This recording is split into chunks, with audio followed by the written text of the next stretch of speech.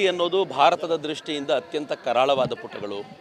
ಬಾಬಾ ಸಾಹೇಬರು ನಮಗೆಲ್ಲ ಕೊಟ್ಟಿರುವಂಥ ಸಂವಿಧಾನವನ್ನು ಗಾಳಿಗೆ ತೂರಿ ಎಮರ್ಜೆನ್ಸಿಯನ್ನು ತರಲಾಯಿತು ಮತ್ತು ಎಮರ್ಜೆನ್ಸಿಯನ್ನು ತಂದ ನಂತರ ಸಂವಿಧಾನವನ್ನು ಮತ್ತಷ್ಟು ಹಳಿಯುವಂಥ ಸಂವಿಧಾನದ, ನಾನು ಈ ಪದವನ್ನು ಬಳಸಿದರೆ ಬೇಜಾರು ಮಾಡ್ಕೊಳ್ಳೋ ಅಗತ್ಯ ಇಲ್ಲ, ಸಂವಿಧಾನದ ಸಮಾಧಿ ಮಾಡುವಂಥ ಪ್ರಯತ್ನವನ್ನು ಇಂದಿರಾ ಗಾಂಧಿಯವರು ಮಾಡಿದರು.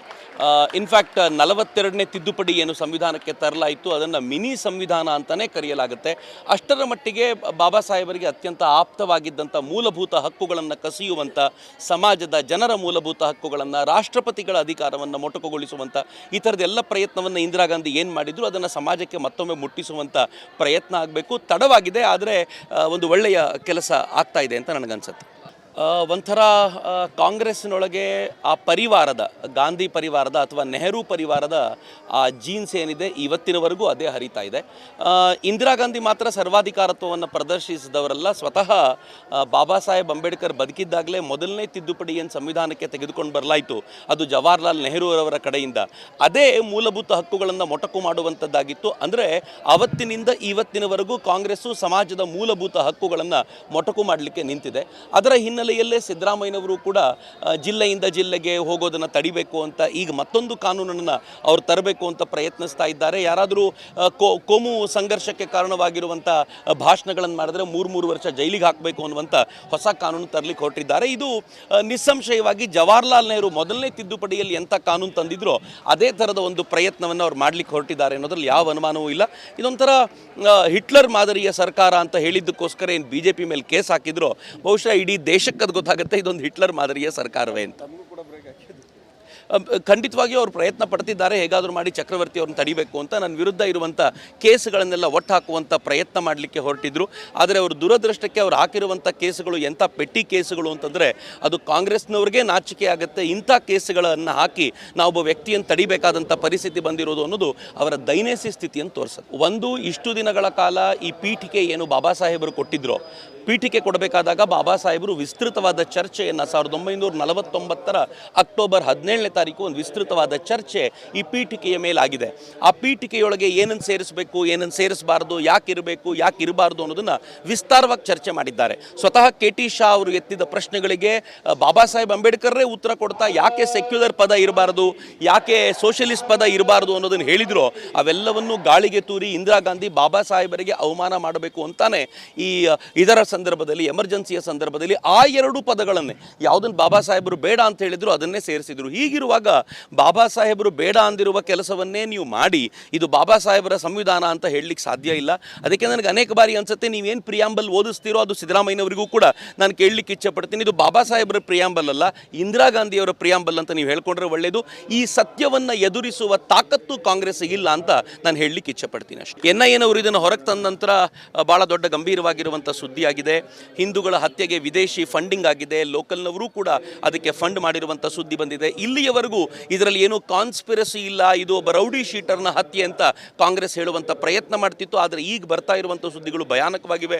ಅಂದರೆ ಕರ್ನಾಟಕದ ಲಾ ಆ್ಯಂಡ್ ಆರ್ಡರ್ ಎಷ್ಟರ ಮಟ್ಟಿಗೆ ಹದಗೆಟ್ಟಿದೆ ಅಂತಂದರೆ, ಎಲ್ಲೋ ವಿದೇಶದಲ್ಲಿ ಕೂತವರು ತಾವು ಹಣ ಕೊಟ್ಟು ಇಲ್ಲಿನ ಜನರನ್ನು ಕೊಲ್ಲಿಸ್ಬೋದು ಅಂತ ಹೇಳಿದರೆ ಕರ್ನಾಟಕದ ಲಾ ಆ್ಯಂಡ್ ಆರ್ಡರ್ ಎಷ್ಟರ ಮಟ್ಟಿಗೆ ಹಾಳಾಗಿದೆ ಅನ್ನೋದನ್ನು ನಾವು ಅರ್ಥ ಮಾಡ್ಕೋಬೋದು.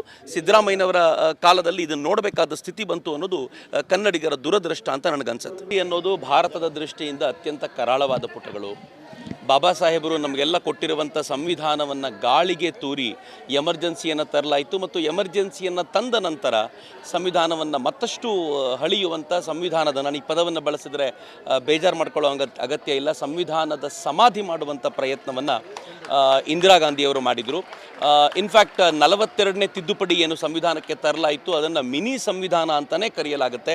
ಅಷ್ಟರ ಮಟ್ಟಿಗೆ ಬಾಬಾ ಸಾಹೇಬರಿಗೆ ಅತ್ಯಂತ ಆಪ್ತವಾಗಿದ್ದಂಥ ಮೂಲಭೂತ ಹಕ್ಕುಗಳನ್ನು ಕಸಿಯುವಂಥ, ಸಮಾಜದ ಜನರ ಮೂಲಭೂತ ಹಕ್ಕುಗಳನ್ನು, ರಾಷ್ಟ್ರಪತಿಗಳ ಅಧಿಕಾರವನ್ನು ಮೊಟಕುಗೊಳಿಸುವಂಥ ಈ ಥರದ್ದೆಲ್ಲ ಪ್ರಯತ್ನವನ್ನು ಇಂದಿರಾ ಗಾಂಧಿ ಏನು ಮಾಡಿದ್ರು ಅದನ್ನು ಸಮಾಜಕ್ಕೆ ಮತ್ತೊಮ್ಮೆ ಮುಟ್ಟಿಸುವಂಥ ಪ್ರಯತ್ನ ಆಗಬೇಕು. ತಡವಾಗಿದೆ, ಆದರೆ ಒಂದು ಒಳ್ಳೆಯ ಕೆಲಸ ಆಗ್ತಾ ಇದೆ ಅಂತ ನನಗನ್ಸುತ್ತೆ. ಒಂಥರ ಕಾಂಗ್ರೆಸ್ಸಿನೊಳಗೆ ಆ ಪರಿವಾರದ ಗಾಂಧಿ ಪರಿವಾರದ ಅಥವಾ ನೆಹರು ಪರಿವಾರದ ಆ ಜೀನ್ಸ್ ಏನಿದೆ ಇವತ್ತಿನವರೆಗೂ ಅದೇ ಹರಿತಾ ಇದೆ. ಇಂದಿರಾ ಗಾಂಧಿ ಮಾತ್ರ ಸರ್ವಾಧಿಕಾರತ್ವವನ್ನು ಪ್ರದರ್ಶಿಸಿದವರಲ್ಲ. ಸ್ವತಃ ಬಾಬಾ ಸಾಹೇಬ್ ಅಂಬೇಡ್ಕರ್ ಬದುಕಿದ್ದಾಗಲೇ ಮೊದಲನೇ ತಿದ್ದುಪಡಿಯನ್ನು ಸಂವಿಧಾನಕ್ಕೆ ತೆಗೆದುಕೊಂಡು ಬರಲಾಯಿತು. ಅದು ಜವಾಹರ್ಲಾಲ್ ನೆಹರು ಅವರ ಕಡೆಯಿಂದ. ಅದೇ ಮೂಲಭೂತ ಹಕ್ಕುಗಳನ್ನು ಮೊಟಕು ಮಾಡುವಂಥದ್ದಾಗಿತ್ತು. ಅಂದರೆ ಅವತ್ತಿನಿಂದ ಇವತ್ತಿನವರೆಗೂ ಕಾಂಗ್ರೆಸ್ಸು ಸಮಾಜದ ಮೂಲಭೂತ ಹಕ್ಕುಗಳನ್ನು ಮೊಟಕು ಮಾಡಲಿಕ್ಕೆ ನಿಂತಿದೆ. ಅದರ ಹಿನ್ನೆಲೆಯಲ್ಲೇ ಸಿದ್ದರಾಮಯ್ಯನವರು ಕೂಡ ಜಿಲ್ಲೆಯಿಂದ ಜಿಲ್ಲೆಗೆ ಹೋಗೋದನ್ನು ತಡಿಬೇಕು ಅಂತ ಈಗ ಮತ್ತೊಂದು ಕಾನೂನನ್ನು ಅವರು ತರಬೇಕು ಅಂತ ಪ್ರಯತ್ನಿಸ್ತಾ ಇದ್ದಾರೆ. ಯಾರಾದರೂ ಕೋಮು ಸಂಘರ್ಷಕ್ಕೆ ಕಾರಣವಾಗಿರುವಂಥ ಭಾಷಣಗಳನ್ನು ಮಾಡಿದ್ರೆ 3 ವರ್ಷ ಜೈಲಿಗೆ ಹಾಕಬೇಕು ಅನ್ನುವಂಥ ಹೊಸ ಕಾನೂನು ತರಲಿಕ್ಕೆ ಹೊರಟಿದ್ದಾರೆ. ಇದು ನಿಸ್ಸಂಶಯವಾಗಿ ಜವಾಹರ್ಲಾಲ್ ನೆಹರು ಮೊದಲನೇ ತಿದ್ದುಪಡಿಯಲ್ಲಿ ಎಂಥ ಕಾನೂನು ತಂದಿದ್ರೋ ಅದೇ ಥರದ ಒಂದು ಪ್ರಯತ್ನವನ್ನು ಅವ್ರು ಮಾಡಲಿಕ್ಕೆ ಹೊರಟಿದ್ದಾರೆ ಅನ್ನೋದ್ರಲ್ಲಿ ಯಾವ ಅನುಮಾನವೂ ಇಲ್ಲ. ಇದೊಂಥರ ಹಿಟ್ಲರ್ ಮಾದರಿಯ ಸರ್ಕಾರ ಅಂತ ಹೇಳಿದ್ದಕ್ಕೋಸ್ಕರ ಏನು BJP ಮೇಲೆ ಕೇಸ್ ಹಾಕಿದ್ರು, ಬಹುಶಃ ಇಡೀ ದೇಶಕ್ಕೆ ಅದು ಗೊತ್ತಾಗುತ್ತೆ ಇದೊಂದು ಹಿಟ್ಲರ್ ಮಾದರಿಯ ಸರ್ಕಾರವೇ ಅಂತ. ಖಂಡಿತವಾಗಿಯೂ ಅವರು ಪ್ರಯತ್ನ ಪಡ್ತಿದ್ದಾರೆ, ಹೇಗಾದರೂ ಮಾಡಿ ಚಕ್ರವರ್ತಿ ಅವ್ರನ್ನ ತಡಿಬೇಕು ಅಂತ. ನನ್ನ ವಿರುದ್ಧ ಇರುವಂಥ ಕೇಸುಗಳನ್ನೆಲ್ಲ ಒಟ್ಟು ಹಾಕುವಂಥ ಪ್ರಯತ್ನ ಮಾಡಲಿಕ್ಕೆ ಹೊರಟಿದ್ರು. ಆದರೆ ಅವರು ದುರದೃಷ್ಟಕ್ಕೆ ಅವ್ರು ಹಾಕಿರುವಂಥ ಕೇಸುಗಳು ಎಂಥ ಪೆಟ್ಟಿ ಕೇಸುಗಳು ಅಂತಂದರೆ ಅದು ಕಾಂಗ್ರೆಸ್ನವ್ರಿಗೆ ನಾಚಿಕೆ ಆಗುತ್ತೆ. ಇಂಥ ಕೇಸುಗಳನ್ನು ಹಾಕಿ ನಾವೊಬ್ಬ ವ್ಯಕ್ತಿಯನ್ನು ತಡಿಬೇಕಾದಂಥ ಪರಿಸ್ಥಿತಿ ಬಂದಿರೋದು ಅನ್ನೋದು ಅವರ ದೈನಸಿ ಸ್ಥಿತಿಯನ್ನು ತೋರಿಸುತ್ತೆ. ಒಂದು, ಇಷ್ಟು ದಿನಗಳ ಕಾಲ ಈ ಪೀಠಿಕೆ ಏನು ಬಾಬಾ ಸಾಹೇಬರು ಕೊಟ್ಟಿದ್ರು, ಪೀಠಿಕೆ ಕೊಡಬೇಕಾದಾಗ ಬಾಬಾ ಸಾಹೇಬರು ವಿಸ್ತೃತವಾದ ಚರ್ಚೆಯನ್ನು 1949 ಅಕ್ಟೋಬರ್ 17ನೇ ತಾರೀಕು ಒಂದು ವಿಸ್ತೃತವಾದ ಚರ್ಚೆ ಈ ಪೀಠಿಕೆಯ ಮೇಲಾಗಿದೆ. ಆ ಪೀಠಿಕೆಯೊಳಗೆ ಏನನ್ನು ಸೇರಿಸಬೇಕು, ಏನನ್ನು ಸೇರಿಸಬಾರ್ದು, ಯಾಕೆ ಇರಬೇಕು, ಯಾಕೆ ಇರಬಾರ್ದು ಅನ್ನೋದನ್ನು ವಿಸ್ತಾರವಾಗಿ ಚರ್ಚೆ ಮಾಡಿದ್ದಾರೆ. ಸ್ವತಃ KT ಶಾ ಅವರು ಎತ್ತಿದ ಪ್ರಶ್ನೆಗಳಿಗೆ ಬಾಬಾ ಸಾಹೇಬ್ ಅಂಬೇಡ್ಕರ್ರೇ ಉತ್ತರ ಕೊಡ್ತಾ ಯಾಕೆ ಸೆಕ್ಯುಲರ್ ಪದ ಇರಬಾರ್ದು, ಯಾಕೆ ಸೋಷಿಯಲಿಸ್ಟ್ ಪದ ಇರಬಾರ್ದು ಅನ್ನೋದನ್ನು ಹೇಳಿದ್ರು. ಅವೆಲ್ಲವನ್ನು ಗಾಳಿಗೆ ತೂರಿ ಇಂದಿರಾ ಗಾಂಧಿ ಬಾಬಾ ಸಾಹೇಬರಿಗೆ ಅವಮಾನ ಮಾಡಬೇಕು ಅಂತಾನೆ ಇದರ ಸಂದರ್ಭದಲ್ಲಿ, ಎಮರ್ಜೆನ್ಸಿಯ ಸಂದರ್ಭದಲ್ಲಿ ಆ 2 ಪದಗಳನ್ನೇ ಯಾವುದನ್ನು ಬಾಬಾ ಸಾಹೇಬರು ಬೇಡ ಅಂತ ಹೇಳಿದ್ರು ಅದನ್ನೇ ಸೇರಿಸಿದ್ರು. ಹೀಗಿರುವಾಗ ಬಾಬಾ ಸಾಹೇಬರು ಬೇಡ ಅಂದಿರುವ ಕೆಲಸವನ್ನೇ ನೀವು ಮಾಡಿ ಇದು ಬಾಬಾ ಸಾಹೇಬರ ಸಂವಿಧಾನ ಅಂತ ಹೇಳಲಿಕ್ಕೆ ಸಾಧ್ಯ ಇಲ್ಲ. ಅದಕ್ಕೆ ನನಗೆ ಅನೇಕ ಬಾರಿ ಅನ್ಸುತ್ತೆ, ನೀವೇನು ಪ್ರಿಯಾಂಬಲ್ ಓದಿಸ್ತೀರೋ ಅದು ಸಿದ್ದರಾಮಯ್ಯನವರಿಗೂ ಕೂಡ ನಾನು ಕೇಳಲಿಕ್ಕೆ ಇಚ್ಛೆ ಪಡ್ತೀನಿ. ಇದು ಬಾಬಾ ಸಾಹೇಬರ ಪ್ರಿಯಾಂಬಲ್ ಅಲ್ಲ, ಇಂದಿರಾ ಗಾಂಧಿಯವರ ಪ್ರಿಯಾಂಬಲ್ ಅಂತ ನೀವು ಹೇಳ್ಕೊಂಡ್ರೆ ಒಳ್ಳೆಯದು. ಈ ಸತ್ಯವನ್ನು ಎದುರಿಸುವ ತಾಕತ್ತು ಕಾಂಗ್ರೆಸ್ ಇಲ್ಲ ಅಂತ ನಾನು ಹೇಳಲಿಕ್ಕೆ ಇಚ್ಛೆ ಪಡ್ತೀನಿ ಅಷ್ಟೇ. NIA ಇದನ್ನು ಹೊರಗೆ ತಂದ ನಂತರ ಭಾಳ ದೊಡ್ಡ ಗಂಭೀರವಾಗಿರುವಂಥ ಸುದ್ದಿಯಾಗಿದೆ. ಹಿಂದೂಗಳ ಹತ್ಯೆಗೆ ವಿದೇಶಿ ಫಂಡಿಂಗ್ ಆಗಿದೆ, ಲೋಕಲ್ನವರು ಕೂಡ ಅದಕ್ಕೆ ಫಂಡ್ ಮಾಡಿರುವಂಥ ಸುದ್ದಿ ಬಂದಿದೆ. ಇಲ್ಲಿಯವರೆಗೂ ಇದರಲ್ಲಿ ಏನೂ ಕಾನ್ಸ್ಪಿರಸಿ ಇಲ್ಲ, ಇದು ಒಬ್ಬ ರೌಡಿ ಶೀಟರ್ನ ಹತ್ಯೆ ಅಂತ ಕಾಂಗ್ರೆಸ್ ಹೇಳುವಂಥ ಪ್ರಯತ್ನ ಮಾಡ್ತಿತ್ತು. ಆದರೆ ಈಗ ಬರ್ತಾ ಇರುವಂಥ ಸುದ್ದಿಗಳು ಭಯಾನಕವಾಗಿವೆ. ಅಂದರೆ ಕರ್ನಾಟಕದ ಲಾ ಆ್ಯಂಡ್ ಆರ್ಡರ್ ಎಷ್ಟರ ಮಟ್ಟಿಗೆ ಹದಗೆಟ್ಟಿದೆ ಅಂತಂದರೆ, ಎಲ್ಲೋ ವಿದೇಶದಲ್ಲಿ ಕೂತವರು ತಾವು ಹಣ ಕೊಟ್ಟು ಇಲ್ಲಿನ ಜನರನ್ನು ಕೊಲ್ಲಿಸ್ಬೋದು ಅಂತ ಹೇಳಿದರೆ ಕರ್ನಾಟಕದ ಲಾ ಆ್ಯಂಡ್ ಆರ್ಡರ್ ಎಷ್ಟರ ಮಟ್ಟಿಗೆ ಹಾಳಾಗಿದೆ ಅನ್ನೋದನ್ನು ನಾವು ಅರ್ಥ ಮಾಡ್ಕೋಬೋದು. ಸಿದ್ದರಾಮಯ್ಯನವರ ಕಾಲದಲ್ಲಿ ಇದನ್ನು ನೋಡಬೇಕಾದ ಸ್ಥಿತಿ ಬಂತು ಅನ್ನೋದು ಕನ್ನಡಿಗರ ದುರದೃಷ್ಟ ಅಂತ ನನಗನ್ಸುತ್ತೆ. ಒಂದು, ಇಷ್ಟು ದಿನಗಳ ಕಾಲ ಈ ಪೀಠಿಕೆ ಏನು ಬಾಬಾ ಸಾಹೇಬರು ಕೊಟ್ಟಿದ್ರು, ಪೀಠಿಕೆ ಕೊಡಬೇಕಾದಾಗ ಬಾಬಾ ಸಾಹೇಬರು ವಿಸ್ತೃತವಾದ ಚರ್ಚೆಯನ್ನು 1949 ಅಕ್ಟೋಬರ್ 17ನೇ ತಾರೀಕು ಒಂದು ವಿಸ್ತೃತವಾದ ಚರ್ಚೆ ಈ ಪೀಠಿಕೆಯ ಮೇಲಾಗಿದೆ. ಆ ಪೀಠಿಕೆಯೊಳಗೆ ಏನನ್ನು ಸೇರಿಸಬೇಕು, ಏನನ್ನು ಸೇರಿಸಬಾರ್ದು, ಯಾಕೆ ಇರಬೇಕು, ಯಾಕೆ ಇರಬಾರ್ದು ಅನ್ನೋದನ್ನು ವಿಸ್ತಾರವಾಗಿ ಚರ್ಚೆ ಮಾಡಿದ್ದಾರೆ. ಸ್ವತಃ KT ಶಾ ಅವರು ಎತ್ತಿದ ಪ್ರಶ್ನೆಗಳಿಗೆ ಬಾಬಾ ಸಾಹೇಬ್ ಅಂಬೇಡ್ಕರ್ರೇ ಉತ್ತರ ಕೊಡ್ತಾ ಯಾಕೆ ಸೆಕ್ಯುಲರ್ ಪದ ಇರಬಾರ್ದು, ಯಾಕೆ ಸೋಷಿಯಲಿಸ್ಟ್ ಪದ ಇರಬಾರ್ದು ಅನ್ನೋದನ್ನು ಹೇಳಿದ್ರು. ಅವೆಲ್ಲವನ್ನು ಗಾಳಿಗೆ ತೂರಿ ಇಂದಿರಾ ಗಾಂಧಿ ಬಾಬಾ ಸಾಹೇಬರಿಗೆ ಅವಮಾನ ಮಾಡಬೇಕು ಅಂತಾನೆ ಇದರ ಸಂದರ್ಭದಲ್ಲಿ, ಎಮರ್ಜೆನ್ಸಿಯ ಸಂದರ್ಭದಲ್ಲಿ ಆ 2 ಪದಗಳನ್ನೇ ಯಾವುದನ್ನು ಬಾಬಾ ಸಾಹೇಬರು ಬೇಡ ಅಂತ ಹೇಳಿದ್ರು ಅದನ್ನೇ ಸೇರಿಸಿದ್ರು. ಹೀಗಿರುವಾಗ ಬಾಬಾ ಸಾಹೇಬರು ಬೇಡ ಅಂದಿರುವ ಕೆಲಸವನ್ನೇ ನೀವು ಮಾಡಿ ಇದು ಬಾಬಾ ಸಾಹೇಬರ ಸಂವಿಧಾನ ಅಂತ ಹೇಳಲಿಕ್ಕೆ ಸಾಧ್ಯ ಇಲ್ಲ.